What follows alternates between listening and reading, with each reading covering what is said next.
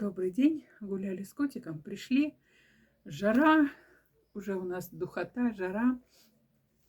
И я решила, что нужно напомнить, прямо вот душно дышать нечем, напомнить методы борьбы с жарой. Я их, в принципе, каждый год озвучиваю, но, думаю, не помешает в этом году озвучить.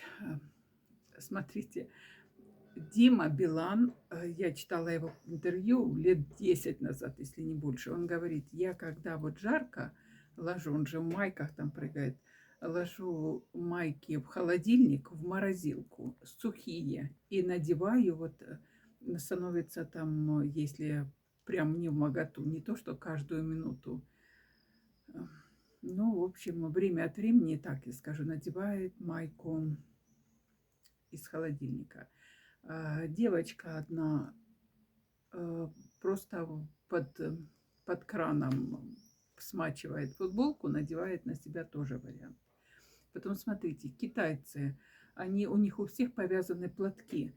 Жарко, и не потому платки повязаны, чтобы мода такая, а потому что эти платки влажные, мокрые. А когда вот сюда, тут биологически активные точки, когда туда влажное, прохладное там полотенце или платочек что-то накладываешь, тогда ощущение, что тебе легче дышать. Ну и правда легче дышать, даешь организму, форсунки какие-то открываются. Ну сейчас подождем, пусть прокукует. То, что в жару нельзя пить алкогольные напитки, ну, кажется, все знают, но мало кто использует. Смотрите, любителям пива, любителям там еще чего-то, в жару используйте хотя бы его нулевое, чтобы градус не повышался.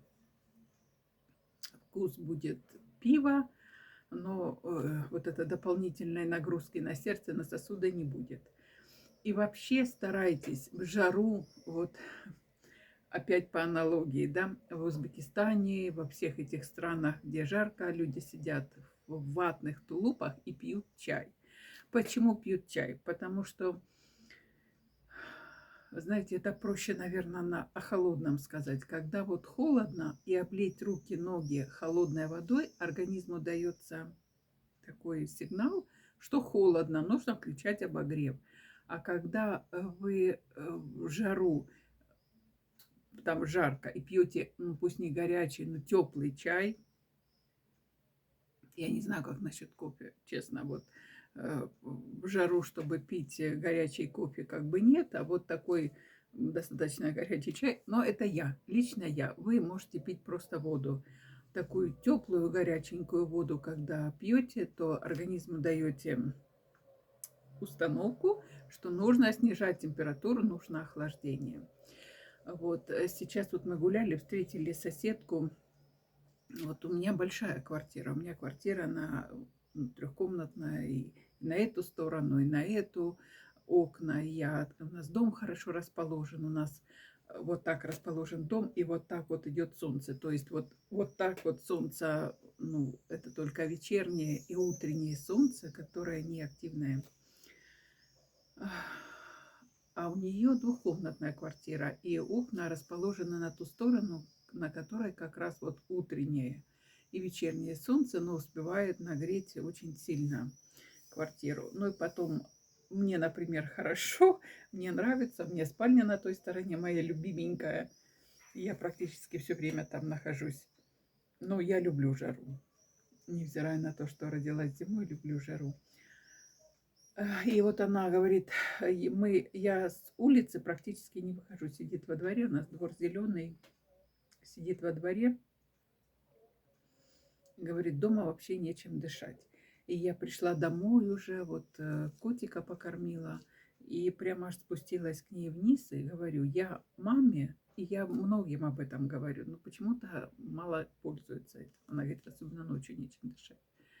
Я ей рассказываю, что я маме мочила простынь под одеяльник, мочила и ложила в морозилку, чтобы он замерз. А потом на стулья, на двери, на быльце кровати положить. И тогда вот такой прохлада и влажность идет. положите хотя бы наволочку в морозилку. И пусть она одну вынули, а можете сразу штук 5 туда положите, чтобы не забывать. Пусть они там будут. В момент, когда вам вот, ну, дай бог, чтобы вы этого не испытали, это больше для, там, для взрослых, но а, вот если вот так вот в какой-то момент нечем дышать или дурно, вытащите эту наволочку и положите вот перед собой на стол. Или вот если вы легли, то там на стулочку, в общем, где-то возле себя подержите. Не нужно прикладывать себе, потому что это очень большая разница температур. И ну, это тоже стресс для организма, который не нужен. И кондиционерах, невзирая на то, что очень хорошо, очень приятно в жару находиться вот в таком помещении, где прохладная температура. Но вы учтите, что если вы выходите на улицу только утром и вечером, когда на улице температура, и температура нахождения целый день вашего в этом помещении, разница, ну, как бы не очень большая, это нормально. Но если вы находитесь в помещении с кондиционером, в котором 21 градус, и выходите на улицу, в котором 40, даже если вы пройдете от этого здания к машине там 7-10 минут, вот, вот эта жара, это как молот на вас вот так опускается. Поэтому не допускайте разницы в температуре, больше 10 градусов не допускайте. Ну, и 10 это много. Вот 7-8 градусов. А вообще берегите себя. Сосудорасширяющие препараты вам в помощь. Не терпите, не ждите. И если вам нехорошо, обращайтесь к врачу, вызывайте скорую, берегите себя, потому что наступает такое время, когда вот эта духота давит и не дает возможности нормально дышать. Ой, на следующей неделе собираюсь на море. Я собираюсь дня на 3, посмотрю, как обстановка. Немножко нервничаю, потому что эта трасса на Новоазовск сейчас очень опасная. И практически каждый день приходят о том, что не выжили люди, которые на ней ехали. Но надеюсь, что оно успокоится. Надеюсь, что мы... Все сейчас трассы опасные. Ну, в общем, как-то так. Мне назначили суд на 15 июля. До 1 июля внесение всей документации в норму, какой-то там облегченный какой-то там период, что будет потом, как все говорят, мы не знаем, что будет потом, но от меня ничего не зависит, у меня вот на 2 недели после того, как уже этот облегченный период пройдет. Ну, духота ужасная у нас, конечно. Вот. И я решаю в этот промежуток поехать. Я бы поехала и на дольше. Но тут же я великий огородник. Завела огород, в котором огурчики, помидорчики. Уже я там и огурцы ем, уже помидоры ем. Клубнику ела свою, которая на лоджии на балконе. Смешно сказать, но как-то так. Ну, как я их оставлю? А они без полива прямо страдают. И я все думала, так приспособить, так приспособить. Думаю, ну, поеду дня на 3, посмотрю, как это выдержит, потому что я их поливаю через день.